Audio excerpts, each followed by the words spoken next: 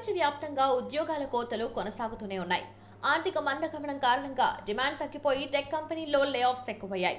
ఆర్థిక మాంద్యం భయాలతో నిరుడు వేలాది మందిని పెద్ద పెద్ద కంపెనీలు ఉద్యోగాల్లోంచి తీసేశాయి. వీటిలో Microsoft, meta, Google, Twitter, sales force వంటి దిగ్గజ కంపెనీలతో పాటు టిక్ టాక్, స్విగ్గీ వంటివి కూడా ఉన్నాయి.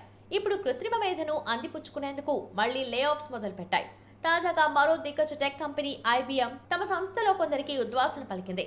ఐబీఎం ఈ లే ఆఫ్స్ పై కేవలం 7 నిమిషాల వ్యవధిలోనే తొలగింపులపై ప్రకటన చేసింది. అంటే 7 నిమిషాల మీటింగ్ పెట్టి ఉద్యోగుల్ని తొలగిస్తున్నట్లు ప్రకటించింది. దీంతో షాక్ అవ్వడం ఉద్యోగుల వంతైంది.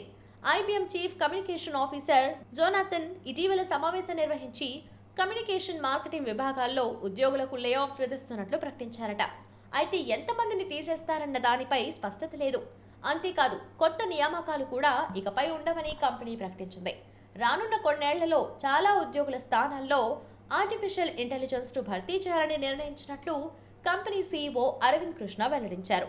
దీనికోసం కొత్త నియామకాల్ని నిలిపివేయనున్నట్లు పేర్కొన్నారు. వచ్చే 5 ఏళ్లలో దాదాపు 30% ఉద్యోగుల స్థానాల్లో ఏఐని తీసుకొస్తున్నామని, దీనికోసం నియామకాల్ని తగ్గించడం లేదా నిలిపివేయడం చేస్తామని ఆయన స్పష్టం చేశారు.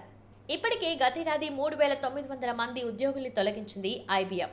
ఐబీఎం సహా పలు ప్రముఖ కంపెనీల్లో ఈ సంవత్సరం కూడా లే ఆఫ్స్ కొనసాగుతున్నాయి. 2024లో ఇప్పటి వరకే 200కు పైగా సంస్థలు దాదాపు 50,000కు పైగా ఉద్యోగాల కోతలు ప్రకటించినట్లు layoffs.fyi వెబ్సైట్ వెల్లడించింది. 2022 ఫిబ్రవరి వరకు ఐబీఎంలో మొత్తం ఉద్యోగుల సంఖ్య 2,88,000. దాదాపు 175కు పైగా దేశాల్లో ఈ సంస్థ కార్యకలాపాలు నిర్వహిస్తోంది.